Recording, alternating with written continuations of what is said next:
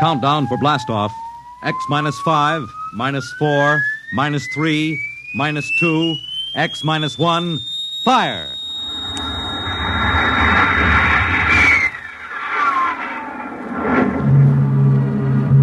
From the far horizons of the unknown come transcribed tales of new dimensions in time and space.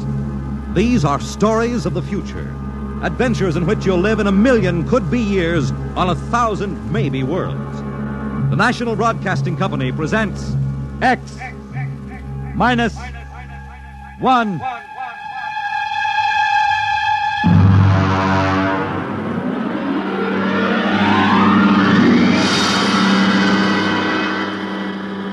Tonight, X minus 1 presents Perigi's Wonderful Dolls by George Lefferts.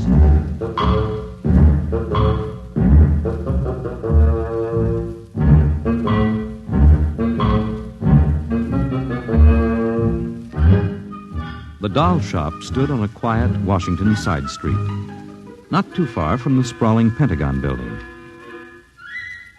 A woman and child waited outside, the little girl peering eagerly through the window at the dolls inside, and the woman glancing impatiently at her wristwatch, as if expecting someone who was late for an appointment. There was nothing about the doll shop to warn them that they were waiting to keep an appointment with doom.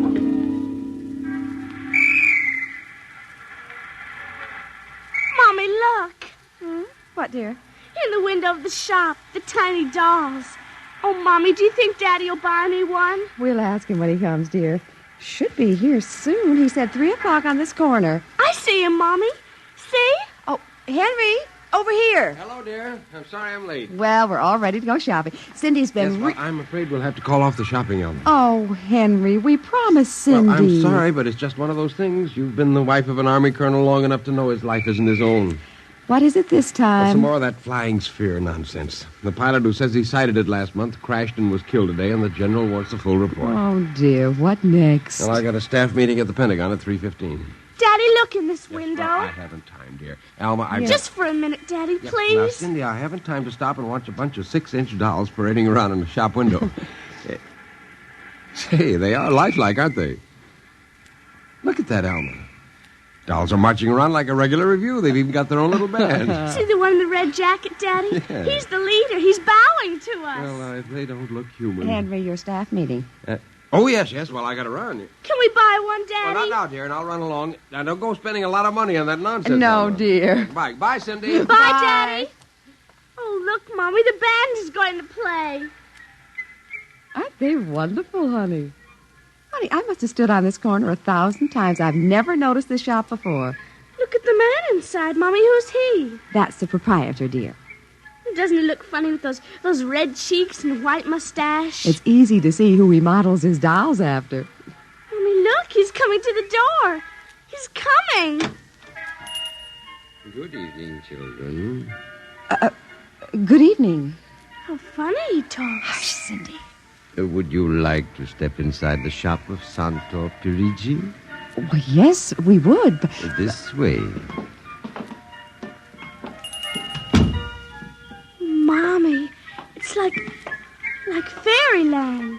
Here in the shop of Santo Perigi, creator of Perigi's universal wonderful dolls, the world of adult reality is blended with the world of child's fantasy. This is a new shop, isn't it, Mr. Perigi?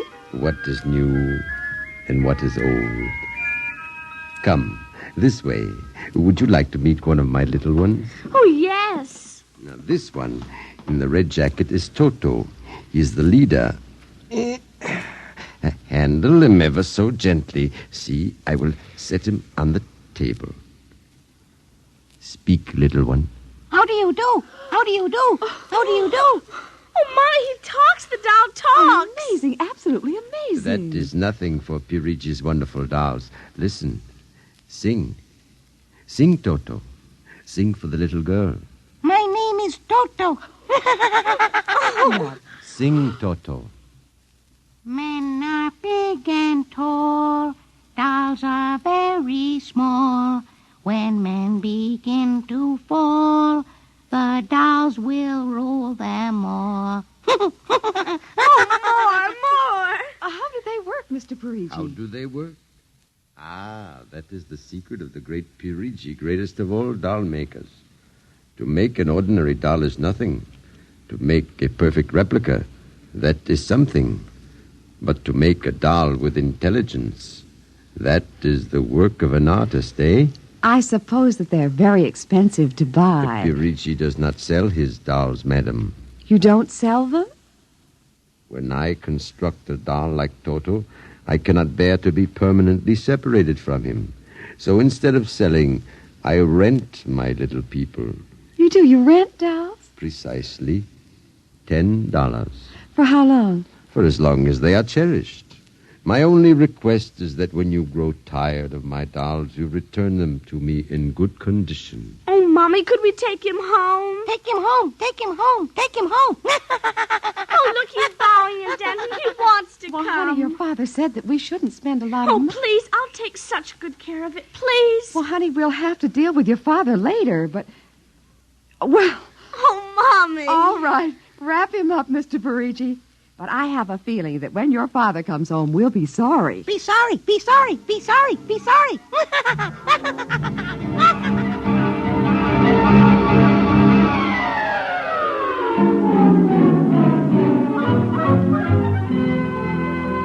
Now, Toto, this is my room, and you're going to sleep right here next to my pillow. I wish you wouldn't laugh like that.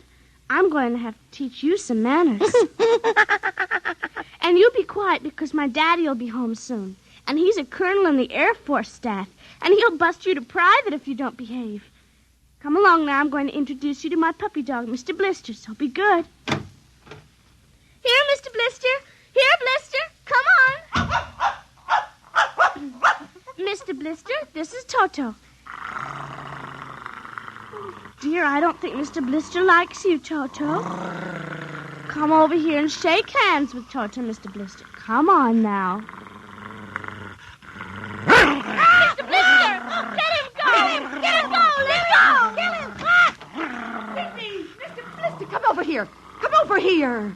Cindy, what happened? Mr. Blister tried to bite my doll. Look at how frightened he is. Oh, honey, dolls don't get frightened. But he was frightened, Mommy. He screamed. You imagined it, dear. It's only a doll. He did. Well, Mr. Blister didn't mean it. Now, you know he's the gentlest little pup alive. He is, and he's nasty, and I hate him. Oh, now see, you've hurt his feelings. I don't care. He tried to bite my new doll, and I don't ever want to see him again, ever. Oh, dear. All right, Mr. Blister, you come downstairs with me. Cindy's angry with you tonight. I'll kill him. Cindy, where did you learn a thing like that? Toto said it. Honey, you've had a very exciting day. Now, brush your teeth now and go to bed, Daddy's coming home late, so he'll see you in the morning. Good night, dear. Sleep well. Hate him. Hate him. Hate him. Hate him. Hate him.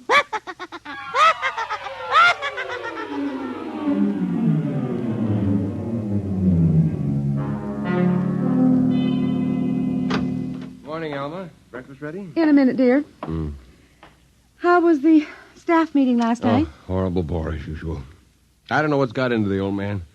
Just because a few farmers corroborated the pilot's report, he thinks some strange aircraft has penetrated our radar zone.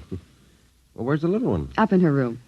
Now, that's funny. She's usually down here before me. Well, she's probably up to something. Sit down, dear.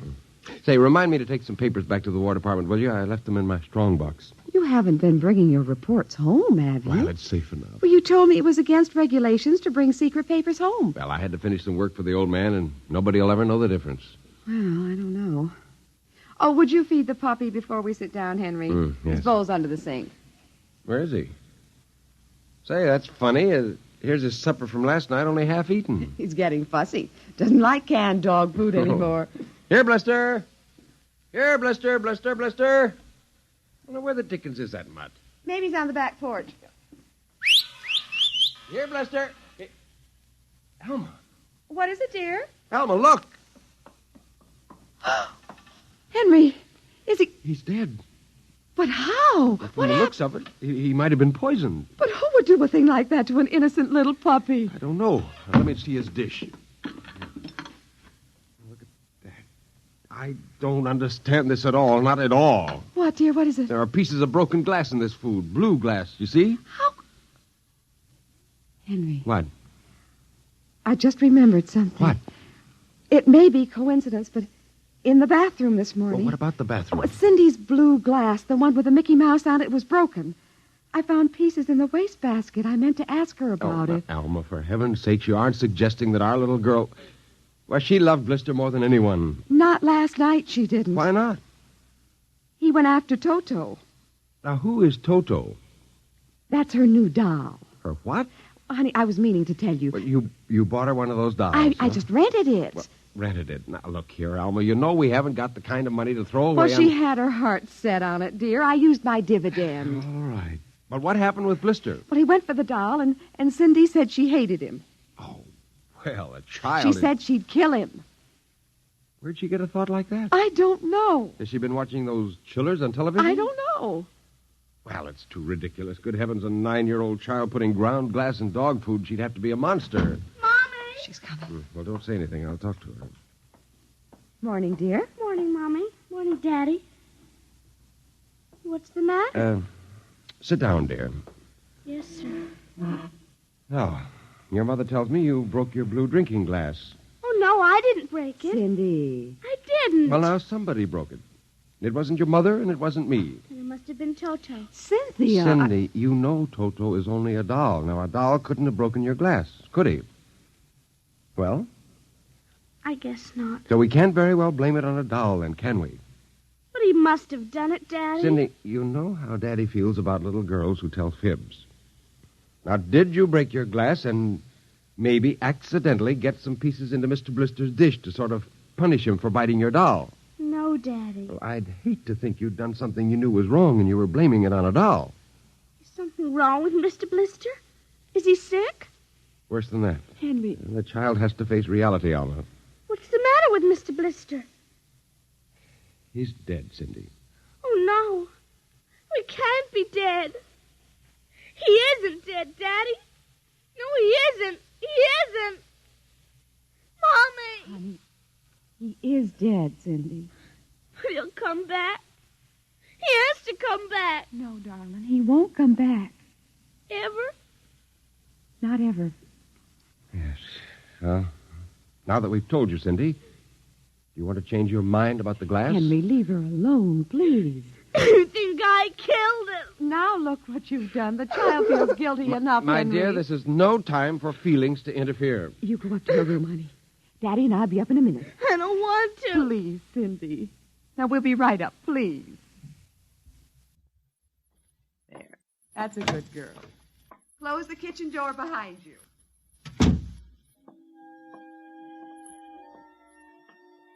Mr. Blister's dead. He isn't coming back. Ever. Ever. Daddy thinks it was me, but it was you. It was you.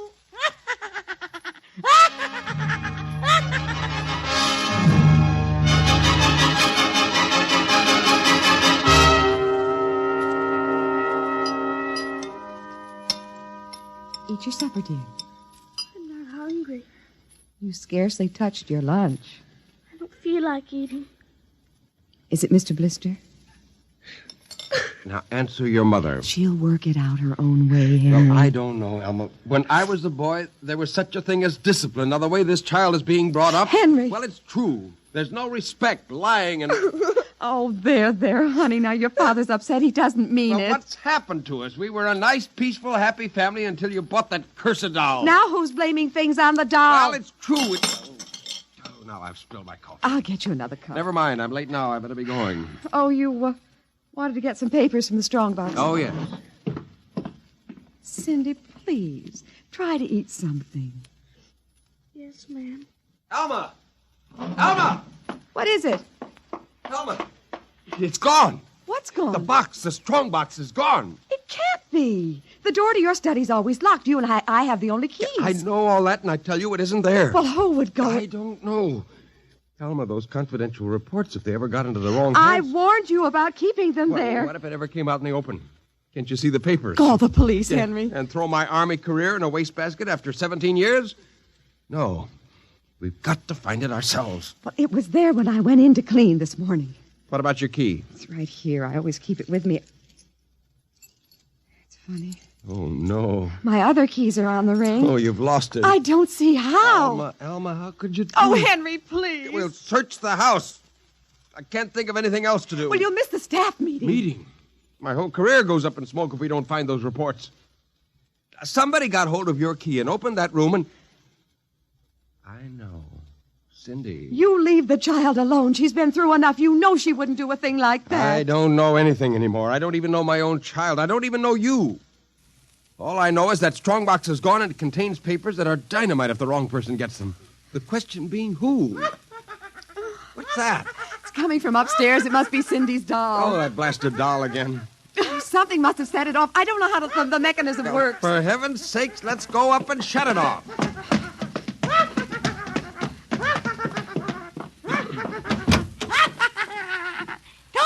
Toto, kill him. How do you do? Stop it! Blasted little imp. Henry. Ever since you... Henry. What? Look, Where? What? around the doll's neck, the key. The key to your study. You see, Alma, it was Cindy after all. I don't believe Well, it. good heavens, do you have to have it spelled out for you? Here's our doll with a key around its She neck. wouldn't, Henry. You know she wouldn't. Oh, ever since you got this fool doll, she's been acting half insane. At first the dog, and now this.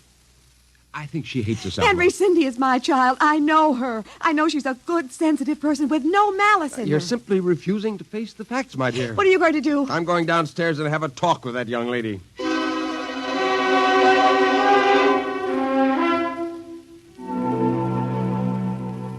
You're not telling the truth, Cindy. I am. Cindy, now you know that strongbox is very important to me. Now, I can understand that you might have been angry at me because I scolded you, and so you took it and hid it, just to spite me. Now, all I ask is for you to tell me the truth. Now, where is it? I didn't take it, Daddy. Honest, I didn't take it. Well, I suppose you're going to tell me now that a little 6-inch doll took it and hid it. Well, I'm speaking to you, young lady. But I didn't take it, Daddy. You don't understand. Toto did it.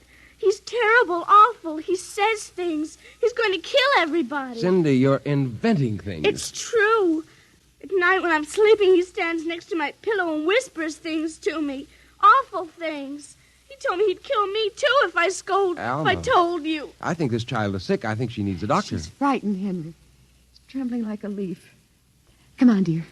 We'll go up to your room. I don't want to go up there. Honey, Mommy will stay with you. I'm afraid he's up there. Who? Toto. Well, he won't be up there for long. Mr. Toto is going right back to Perigi's wonderful doll shop before I lose my sanity, which means right now.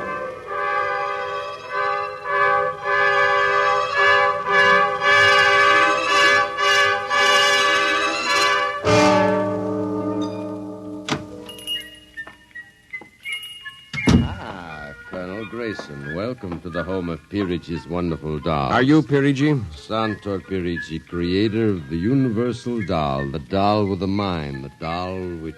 I'm returning one of your masterpieces. Oh, if you will step into the rear of my shop. Now the complaint. No complaint. Here's your doll. Good riddance. My little Toto. Rejected. You found the world of men too filled with hate. Hate. We will change all that later on. Return to your comrades in the window, little one.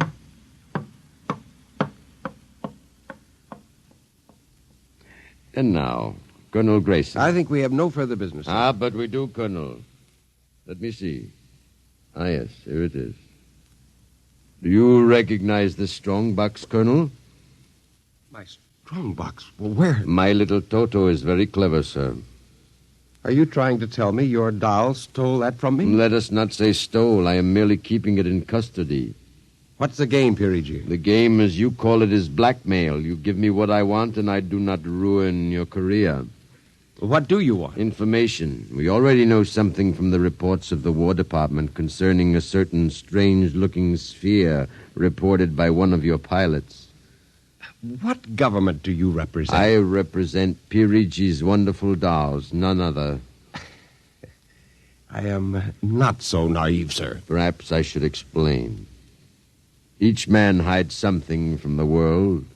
Each man loves something more than life. With the help of my wonderful dolls, I obtain personal information which enables me to control the men who control the world. You're a madman. A genius. You would be surprised at the list of men who have become the confidants for my dolls. Do you think you can blackmail me into betraying my country? If the price is right. And in this case, sir, the price is your career and the lives of your wife and child. Why are you so interested in the flying sphere? Let us say for reasons of my own. Well, Colonel? Hand over the strongbox. And I warn you, I have a gun. Give it to me. You are being foolish. Put down that walking stick. Now. No closer. Now.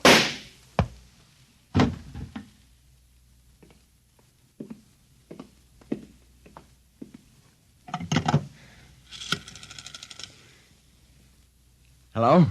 Give me the police. Hello? Yes, this is Colonel Henry Grayson. I've just killed a man. Yes, Perigi's doll shop, corner of 4th and Lexington. The body is in the back room. Yes, I'll wait for you. Shut up. Shut up, you little fiend. Colonel Grayson. Did I hear it speak? Colonel Henry Grayson. I must be going out of my mind, a 6-inch doll. Shut up! Your master's dead. You are mistaken, Colonel. I, Toto, am the master. What do you mean? If you will examine the body of Santor Perigi, you will see that he does not bleed. And he does not bleed, Colonel, because Santor Perigi never lived. Never lived? Santor Perigi is a doll. A doll? But that's impossible. He's a man. He talks. He walks. The people of Meretrix are skillful doll builders. People of Meretrix, doll. But look, who are you? I am Xanthus Imperator, commander of the legions of the 3rd planetoid, Meretrix. Legions? Planetoid? My people and I, whom you regard as dolls, come from a tiny planet beyond the moon, so small that it cannot support our population. We landed one of our space spheres on Earth 3 months ago with the intention of colonizing. Unfortunately, one of your pilots intercepted us. So that's why you wanted our information. Precisely. Are you human? Oh, quite human. Of course, in order to deal with Earth people without suspicion, we were forced to construct Perigi, a man-sized doll. Well, I can't believe this. I'm having hallucinations. I'm going to get out of here. Oh, that would be impossible. We have weapons of destruction quite unknown to Earth people. Well, I phoned the police, and they'll be here soon. By the time they arrive, my people will have prepared something quite shocking.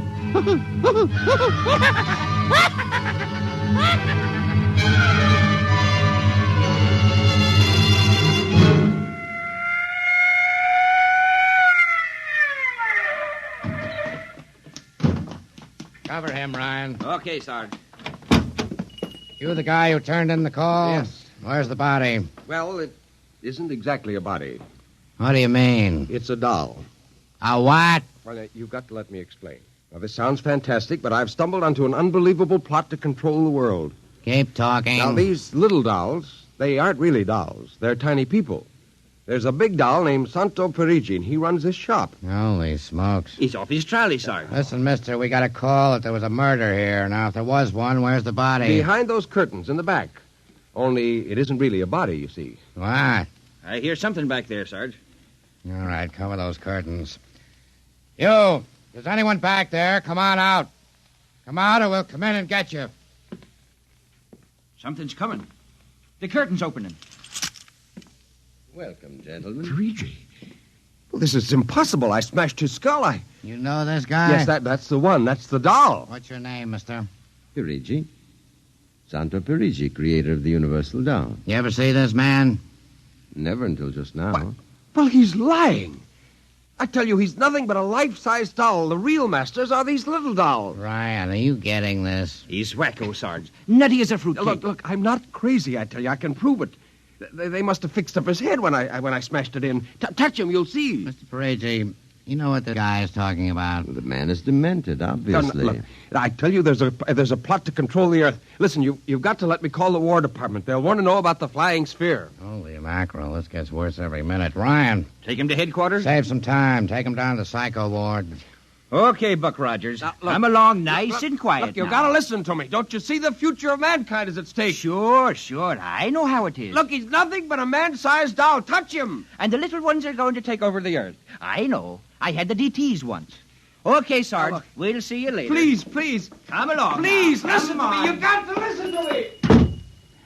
Sorry to cause all this trouble, Mr. Perigi. Not at all, sir. Not at all. Well, I'll be. Well, that ain't the cutest little doll. Say, my little girl will be nuts for that. But perhaps you will accept it as a gift Well, now, for saving my life. That madman might have killed me. No home is really complete without one of Perigi's wonderful dolls, Sergeant. Is that right, Toto?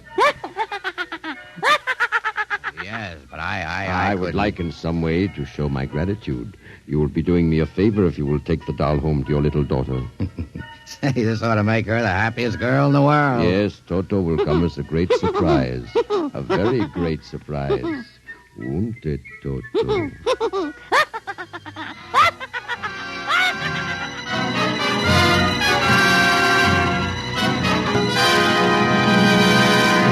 Tonight, by transcription, X-1 has brought you Perigi's Wonderful Dolls, written by George Lefferts.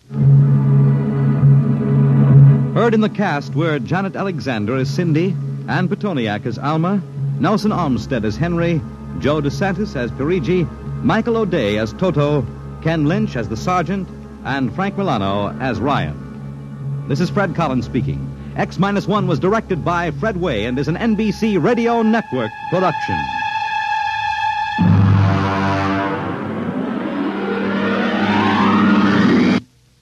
Tonight's story concludes the present series of stories of the world of the future. If you'd like to hear X-1 return to the air at some later date, please drop us a postcard or letter addressed to X-1, care of the National Broadcasting